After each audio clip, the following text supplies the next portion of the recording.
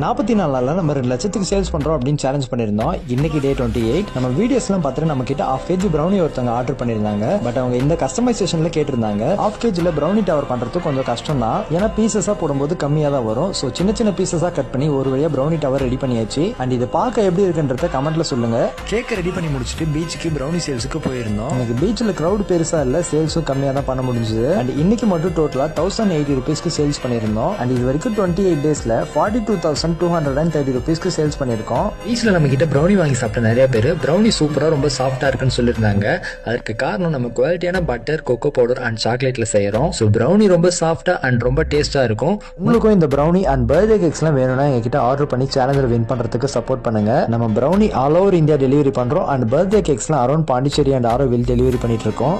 வந்து சேலஞ்சை வின் பண்ணணும் நம்ம ரொம்ப கஷ்டப்படணும். அண்ட் தொடர்ந்து நம்ம சேலஞ்ச் அப்படி தெரிஞ்சு நம்ம சேனலை ஃபாலோ பண்ணி வச்சுக்கோங்க. தேங்க்ஸ் ஃபார் வாட்சிங் the video. I am ES